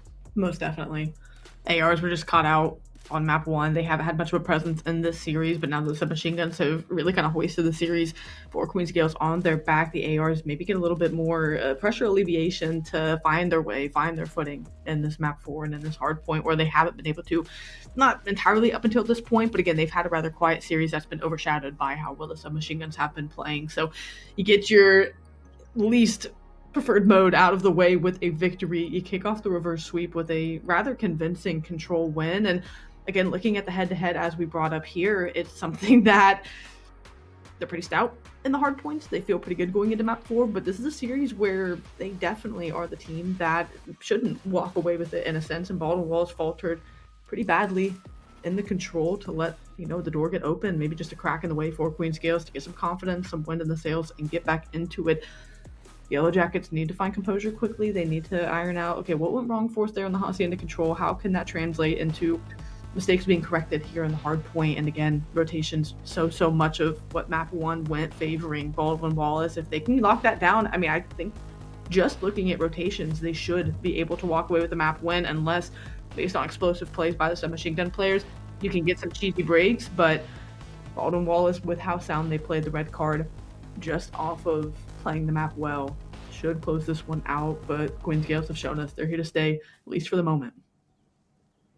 Little potty break and a little bit longer in the lobby than we would have liked, but we've got map 4 underway. Baldwin Wallace trying to close things out in a 2-1, prevent the map 5 on a reverse sweep opportunity from the Queen's Gaels, and Tenny will open up with our first blood here over the middle of the map. Corrupted pushing his way forward with a submachine gun will allow the Baldwin Wallace roster to get on that P1 hill, start to soak up some time, so the Yellow Jackets will strike early, and you see Owasu looking to make an early rotation out towards the P2 side, but I think it's read out by Enjoy That L. He should be able to walk away with a gunfight and will. Then you try to push Secret to find some time and maybe find a kill to the time sit Gray. That's not going to quite be the case. Skirt is the only one up, and they're just trying to shoulder, playing for info. They're not quite aware of, you know, where Baldwin Wallace is going to be to this point. Is they've lost a lot of these gunfights to start, but now you see that surge go forward as they clear out mid-map. Still 13 seconds to scrap, and they're not even going for it. They want to push pace. They want to get across here, and they know how important these spawns are. With one player left to snuff out, the spawn out comes in. It's going to be on Skirts to turn around, and that'll be the call. Was a good read by Tenny, but unfortunately loses the gunfight to an SMG, so those spawns in the back going to be for the Queen's Gale. And as Corrupted will fall, it's going to be another hit that they're going to have to take out from the outside looking in. One starting to push the lobby side, two out by the rocks. First one in the contention point will fall, and as Tenny and Fish both drop, the last two players from the Yellow Jackets will be out towards the rock side on those deep boathouse spawns. Corrupted wins a gunfight up middle map. It's good to start breaking the line forward, but it really doesn't do anything in terms of hill time for them. It's going to be another close spawn in the back, so yes, the first line goes down. Can you break in from the side door? You need another wave of kills to make it happen. Side door going to be where the attention is going to be. Lover throws a stun, tries to connect for one, at least going to back him down. In pursuit, going to be able to find the kill as well. So you stay alive, you stay accruing time. It's been very sound on P2 for Queen's Gaels as they continue to put these players where they want to.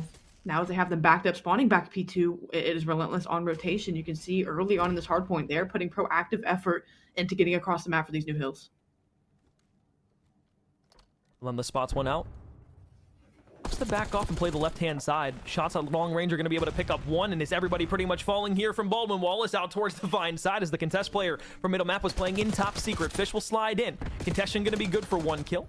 Slide back over towards the left side of this P3 hill and look for the teammates to help up over the top. AR is good. Last one's going to be top plat, so you won't get them all out of the hill at this point, but you are going to be able to get two. Corrupted on the flank towards top plat. This is going to be a great power position to hold for the Yellow Jackets, but the Queen's Gale, once again, up 40 points and looking to continue. Corrupted with a good pickoff from Well. Now he's going to look to pinch time, and I don't think anyone's going to be able to turn around.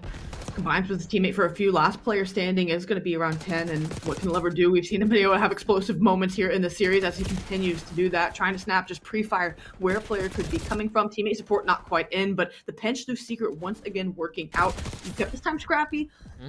Just let Baldwin Wallace not garner much as far as mounting any kind of comeback, any cutting into this lead, as it is up to 50 points early for Queen's Gale's rotation. Once again up for grabs, but Baldwin Wallace should secure it with that kill. You know, they might not have been able to dig into it, but at least they kept Golden Gaels from being able to extend that even further. They got about 35 seconds off of that point, so the damage could have been far worse. Corrupted will snap back towards top middle. Unfortunately, though, has a double challenge coming in. Enjoy that L will look back over towards the rock hand side. It's a push from the boathouse that'll be able to pump up once 4. It's going to be all good here. Not even a yellow card, no 2 pumps. We're looking good back over towards middle map for Enjoy that L. Shot's going to still be ringing out, and what was not working for them in map 1 seems to be doing justice here. I say that until Corrupted snaps for 3. One player left standing, Fish going to collect it, and it's going to be time being garnered. Still with 30 seconds left, they can look to overtake the lead, if not tie the game. It's going to be a quick push. Run through this top side of the map as you're just going to slide in. You need to use some machine guns to get messy. You need to use some machine guns to find these kills, and the 3-for-1 comes in. You get the quick break for Scrap, and what could be a huge 30-point swing for Baldwin Wallace, taken away from them. We make our transition back to P1. I think it looked a lot better for the Yellow Jackets when they were holding that down when the kills came through in the Corrupted double over the Rockheady, because they really only get about 20 good seconds of time off of that, and Queen's Gale almost able to match that. Sure, they get a few less, but overall, the damage has still been done through the first set of rotations, so we go back to P1 for rotation number 2. Owasu trying to push the staircase. 10E doesn't realize that there's going to be a contested player on the stairs. So now as if you're Skurs, looking over the middle of the map, you allow your teammates to hop in. Hughes taken care of, and then the last 2 coming off the boathouse spawn are known. So you've pretty much got everybody locked down on the map right now, and you can get free time if you're the Queen's Gales. And with the AR soaking time, it's just let the submachine guns roam at this moment. And again, keep Baldwin Wallace in check. Keep them honest on where they want to make this next push. It is going to be all concentrated to mid. They're going to get a quick break and jump time, but the kills coming around it, they should be able to push forward. They also want to do what Queen's Gales did the last go around. They want to find a way to flip these spawns out. They are going to take care of Scrap for the moment. They are needing this time as they look to work their way forward, but everyone hightailing on the retreat. Queen's Gales knows the importance of these back spawns, and they're going to make Baldwin Wallace take it from them. On to your point beforehand, with the SMGs being able to run free on the Queen's Gale side of things, it does come down to Fish to be able to try and combat that SMG pressure, as he's one of the 2 main subs on the Yellow Jackets team. Lover gets through on a great timing, flanks the flank that was trying to hit out the spawn side. As you look to push back down, it's a 1-1 trade that allows them to get themselves contested inside of the point. 10E, long-range shots, has to snap back over towards the right-hand corner. Pistol out, jumps his way forward. 77 HP, and his teammates are there for the help. So the close spawns are going to be good. Turning this into a Money Hill P2 right now are the Yellow Jackets, trying to close this gap. 40 points is the limit.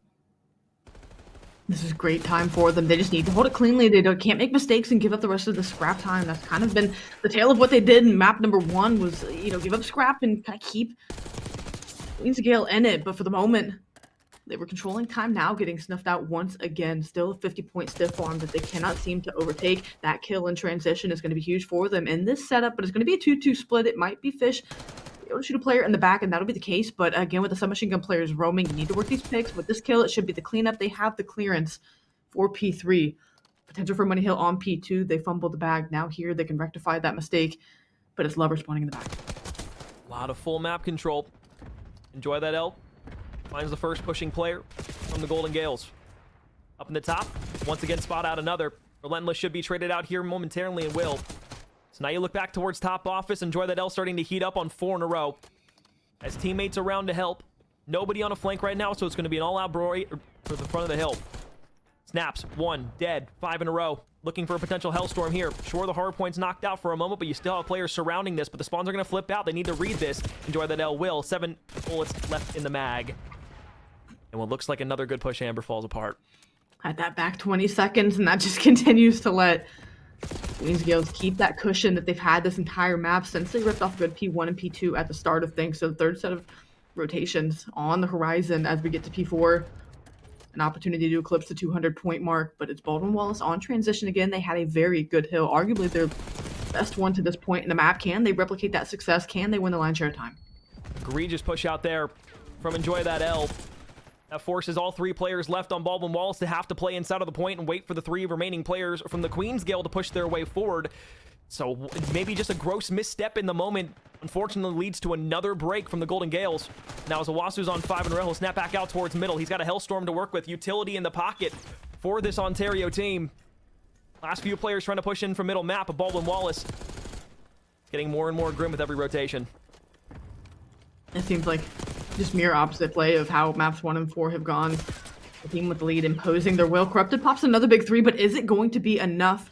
For the moment, it will. Relentless finds a couple, but that's not going to be enough to garner time. There's a few players pushing through P2 side, maybe just trying to continue to play bully ball. TDM it here for a moment just to back these players down. But it's going to be Baldwin Wallace standing tall. A lot of work to do here. A full 60 gets them right back in it, but on one of the hardest hills in the game, Alex, to garner a lot of time where and when they need it most. Lover from the top going to connect. Another 3-piece in the feed. Corrupted answering the call here, and his team needs to look to add as a supporting role for him in the later portions of this map.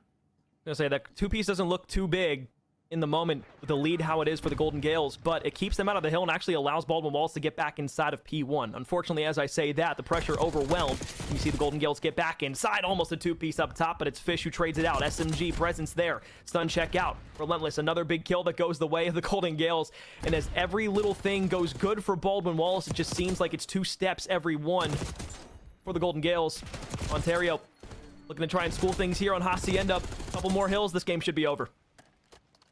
Tenny doing his best to extend this game the best they can. It comes down to P2 spawns, plain and simple. Tenny gives up his position. He needs teammate support. You need to coordinate this with numbers. Isolated 1v1s are not going to win you the spawns. You end up finding the pick. That is spawns in the back. Now you have Gale spawning out. You have to take advantage of the situation. The break needs to come now.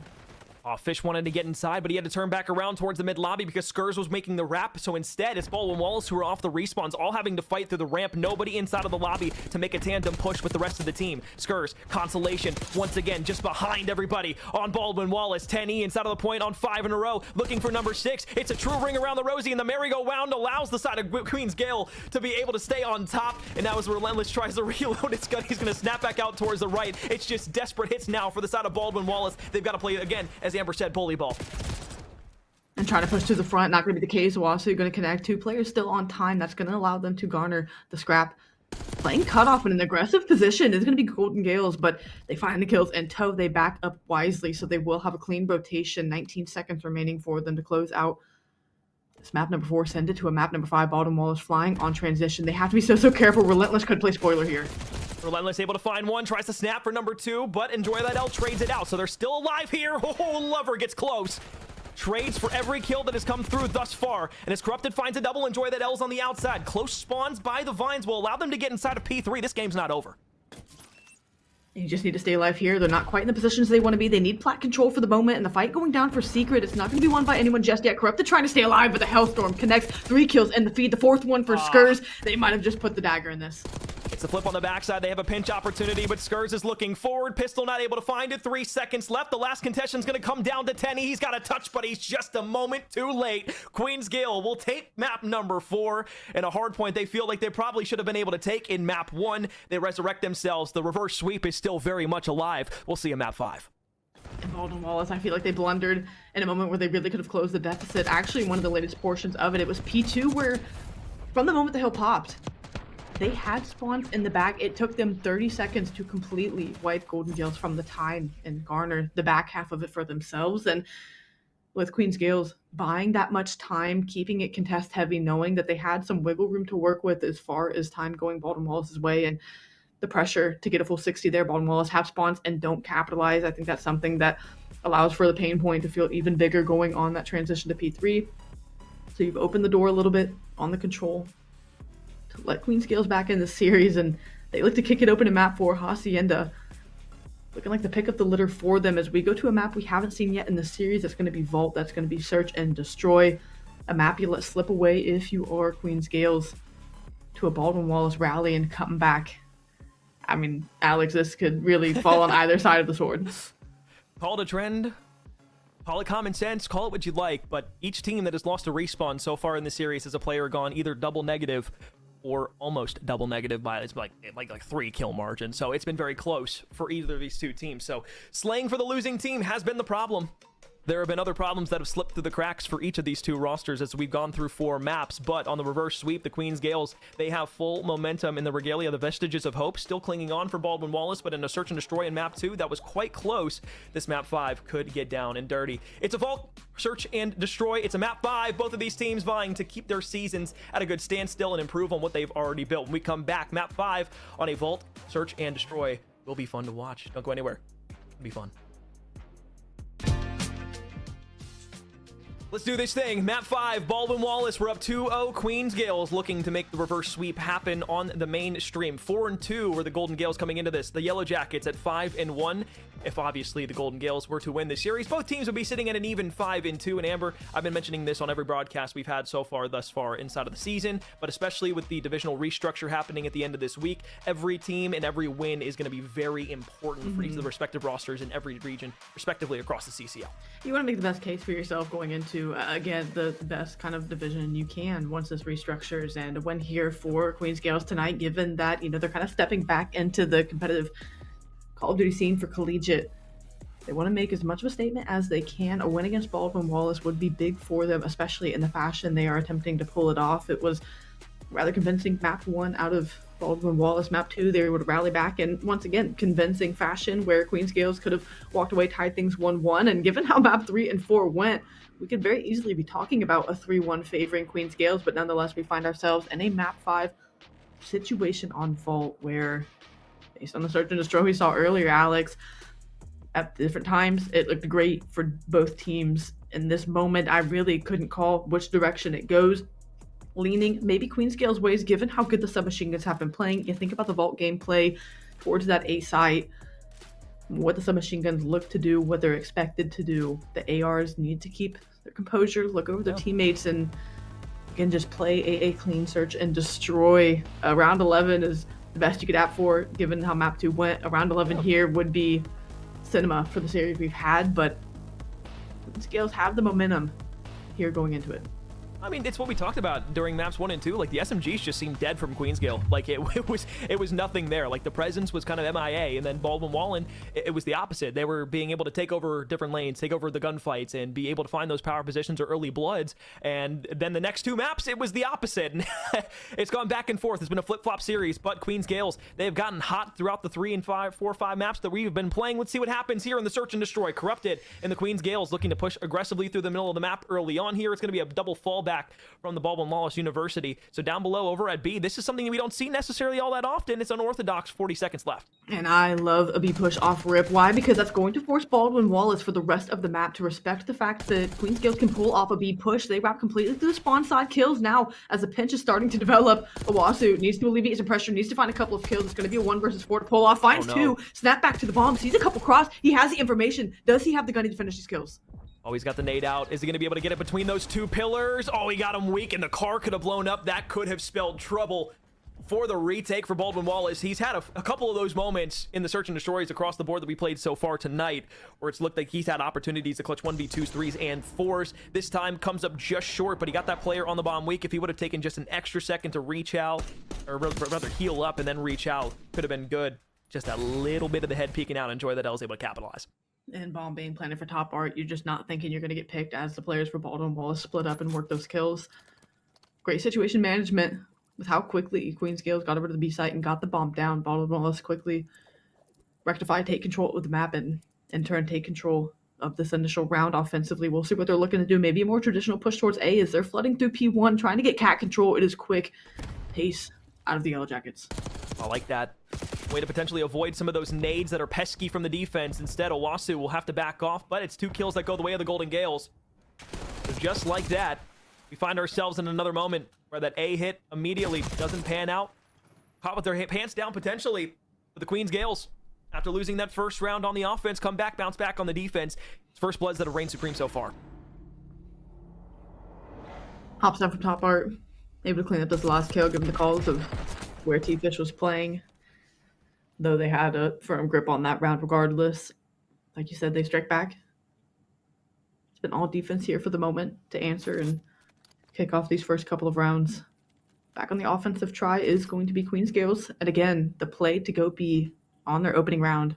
Baldwin Wallace, I wouldn't be shocked if they send 2 over towards top art side and maybe towards P3 to have a look at things, but it is going to be pressure through mid that they're going to apply. The nades, they're able to miss them as they misfire. So as they clear this out, the bomb should be going down quickly in a big 1v1 win off Heady. Going to try to connect for the second and is going to. Relentless opens up with 2. Doesn't get the cross on players through the backside, so that'll be jarring here in a moment. Maybe he's figuring something's up. I was going to say he pushed all the way up to the second palm, so it could be good. Corrupted does get a bullet tagged in him, so he can't chow anything just yet. All 3 players cubbied up, pooped inside of the vault. As Corrupted looks to potentially try to drop down mid-vault hole here, he's going to have a world of hurt for him because he's got 2 players looking directly at that hole drop. Stun check going to be on the opposite side. This is going to give the side of Baldwin Wallace everything they need to know that that's clear. However, on the opposite side, it's going to be a challenge back. You try to go for it, not going to be able to find the second is Skurs. I don't know how to gauge that one. Yeah, it was it was a Corrupted 3-piece, which we've seen time and time again here.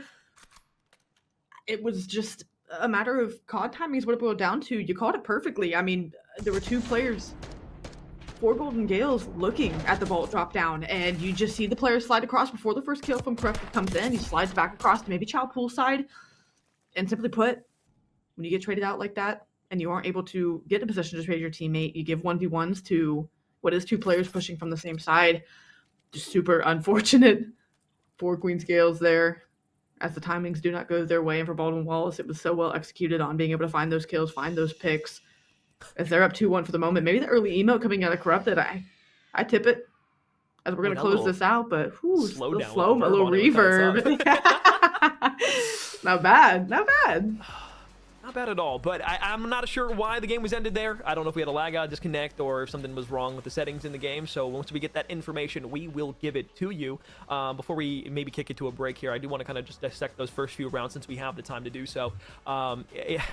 That last round, it was weird. It was on a string, definitely for sure. I thought with that check, maybe they would be able to know where the pressure was going to come from, but it could have been a diversion to throw them off, so I can't, necessarily hate on anything. But does that go back into the communication that we were talking about beforehand, or the lack thereof, for the Golden Gaels? I think really more so to your point, I brought up the communication. You brought up kind of the tangent to that, which is trust in your teammates. And I think in Vault on, Search and Destroy, that is the ultimate test of trust, is that you are blind to your teammate checking either side, whether you're watching Pool, whether you're watching Vault Hop Down.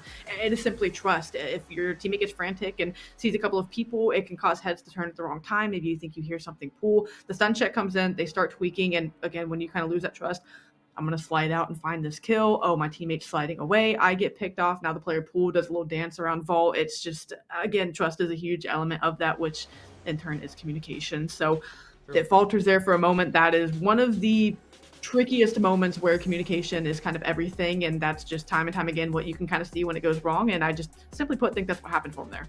Yeah, absolutely. Did get word it was a game crash. So with the game crashing, that is going to be still a 2-1 lead for the Baldwin Wallace side. So we'll keep you updated as the game progresses. I don't know if we're going to be able to have a little graphic at the top that's going to have the 2-1 already on there. I'd be willing to say probably not. So we'll just keep you updated as the game flies through. One of the things I will say, though, for Baldwin Wallace is, again, Amber, to your point, you wanted to see Corrupted have those big moments once again. Exactly what he's done through those first few rounds, namely in that final round there with the 3-piece.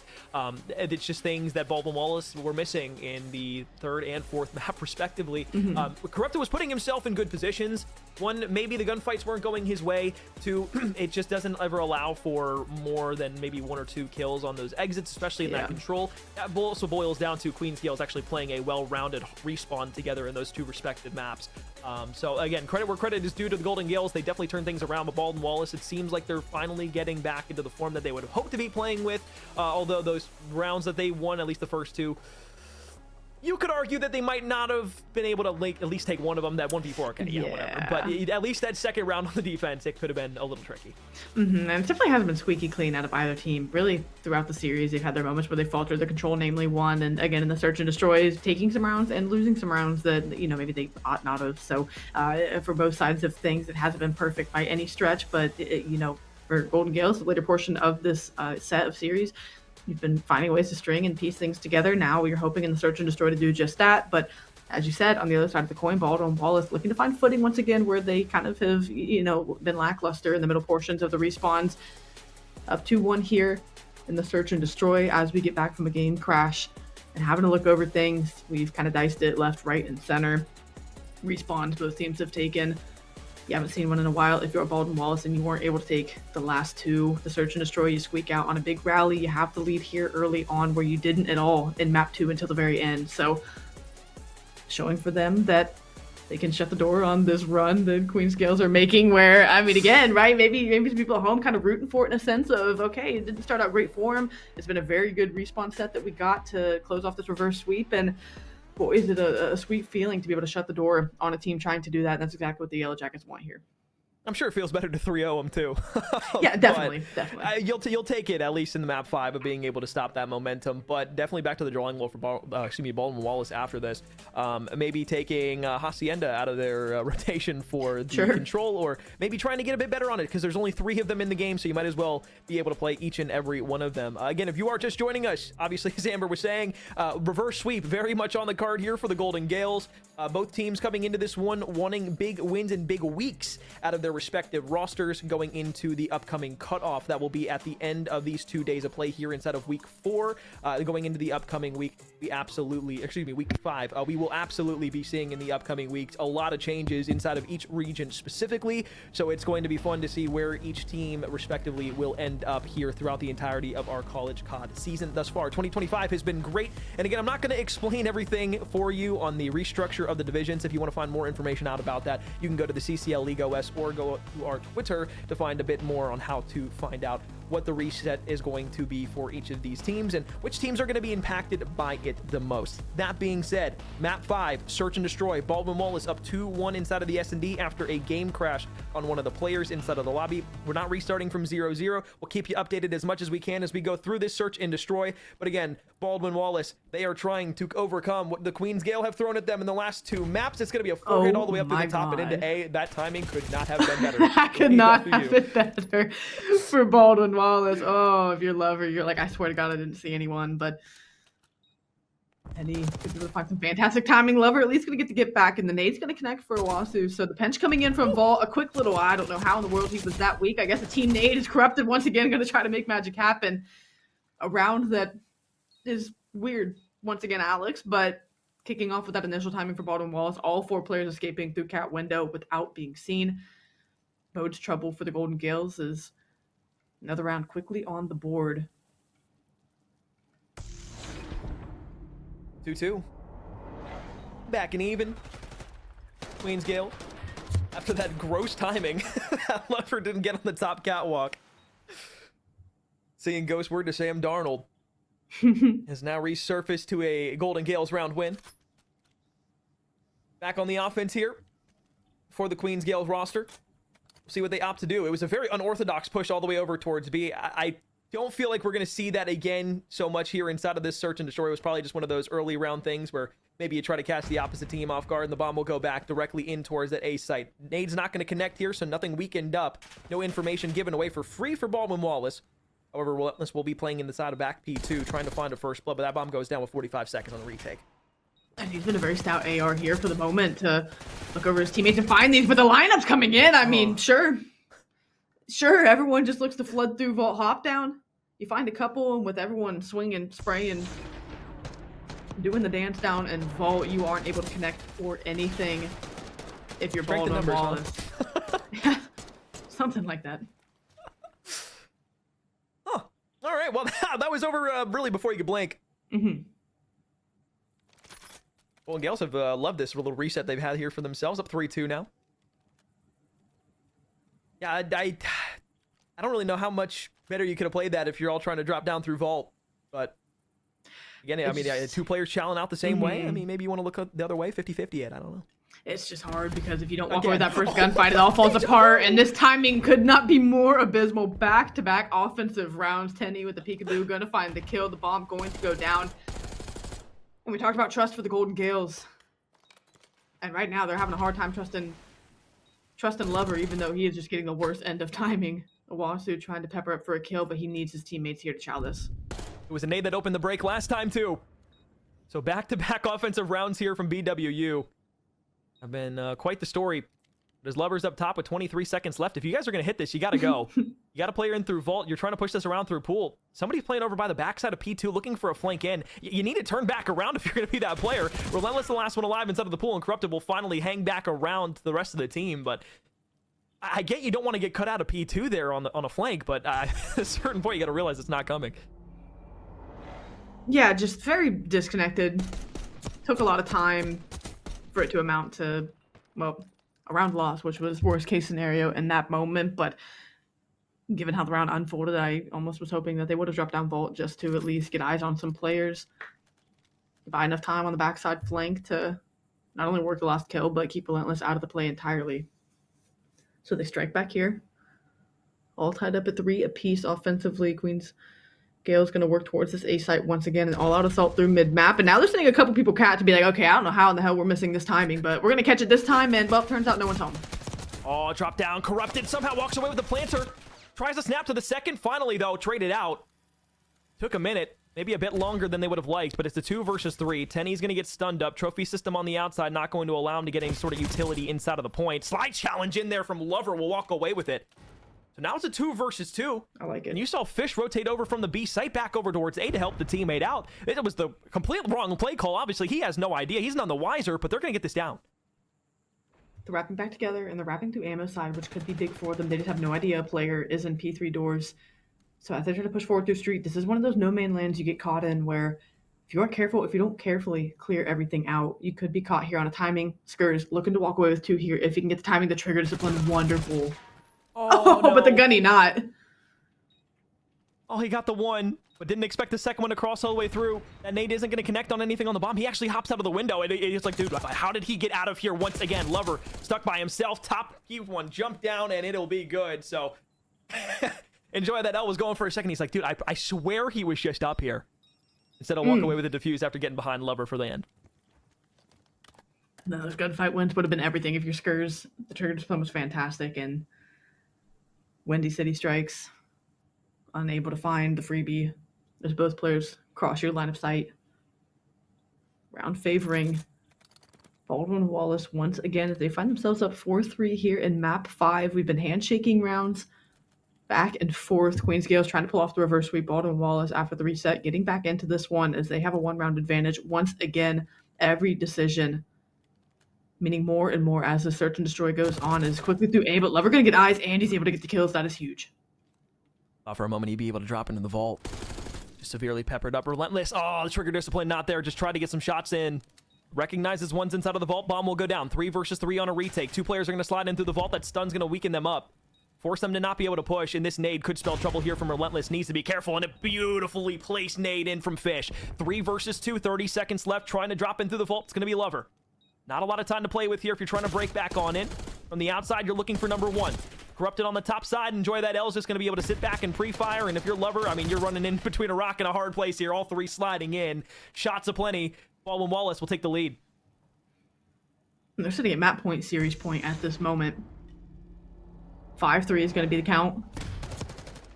Golden Gaels, the A site retake has been their worst nightmare. They cannot find the timing. They cannot find how they want to get back into the site. The ARs haven't been able to apply pressure like you'd like from poolside to back players down, and the vault drop down hasn't been something they felt confident in at many points in this map.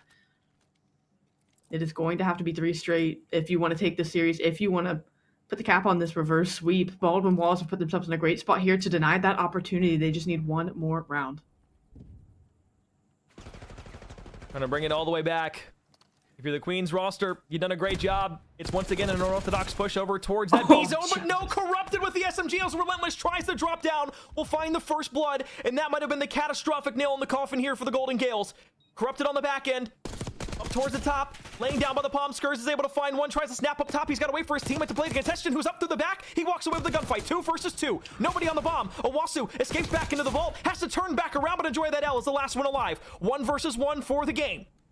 Tries to find him. Sprinting straight forward. It's going to be the final one in the coffin. He'll turn around and get seconds as well. Body shots into Lover. And Baldwin Wallace will take the search and destroy in map 5 and the series. 6-3 overall. And they shut the reverse sweep down. Who better to find that kill than enjoy that L, because that's exactly what they're going to be saying to Queens Gaels after this one. I mean, getting caught sprinting like that.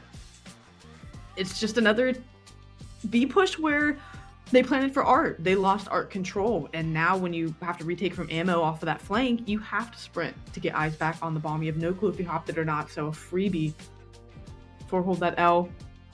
A convincing search and destroy win. I don't even know if I can say that it was Baldwin Wallace looking very comfortable and confident. I just think Queens Gaels lacked all sorts of confidence and decisiveness in their play calls. They looked uncomfortable on any defensive retake that they had. Offense looked okay, but they were constantly misplayed. They would give up the flank relentless. Losing that gunfight allowed them the same thing that happened in round one, for them to be flanked, to be pinched. And when you're caught in an area without cover facing both ways, especially palms or maybe sitting around truck and you give up top Art, it just spells disaster. You fall short, Baldwin Wallace walk away with it in a map 5, put themselves to 6-1 going into the rest of this week for them. It's just another one you let them get away with that maybe you're thinking very, very fixable mistakes that at turns, I mean, essentially cost you the series in some moments. Well, it's not going to ruin your season. That's the best thing that you can say for the Golden Gaels, but confidence level is going to sting a little bit. But again, to your point, Amber, plenty of stuff to work on as they go back to the drawing board. Should have one more match here throughout the rest of this week, so another opportunity to get themselves to that 5th win on the year. On the opposite side, though, Baldwin Wallace improving to 6-1 with the cutoff coming this upcoming week after the seasons, or rather, after the regular season matches are over, excuse me. That will place these teams into a few better places, or maybe it might knock you down to a place where you might necessarily not want to be, but at the same time, that gives you an underdog story of the sorts if you want to play that chip on your shoulder rule. Or to the Miami Heat when they played the Boston Celtics as the 8th seed, had to get it in there. Shout out to them. That being said, Amber, final thoughts on this best of 5 series before we send things to a break. I love the early portions of the CCL season because it gives you a glimpse kind of the ceilings of these teams, and we talked about it, as the series went on, specifically favoring, the Gaels and what they have as a newer team coming back into the CCL with this younger roster. And for Baldwin Wallace, the same type of thing. Both teams kind of took their respite, took time away from competing as a school, and now that they're back into the limelight, they are looking to kind of make some noise. I mean, out to 4-2 and 5-1 respectively before they kind of get into the respective divisions. It's exciting to see. Love seeing teams come back into the CCL, and this series was kind of exactly what you would want, encapsulated into a best of 5. So I'm very excited, not only for teams maybe stepping back into the CCL, but these two schools specifically for what they can do. Well, Amber, it was great to get back on the desk with you. It really was. Always a pleasure, Alex. Hopefully we'll get to do it again soon. I know we will, but sometime in the future you'll see the two of us back on here. That being said, we're going to send things to a break. We got another best of 5 series coming up. The second out of 3 matches here tonight. Don't go anywhere. The CCL continues after a short break.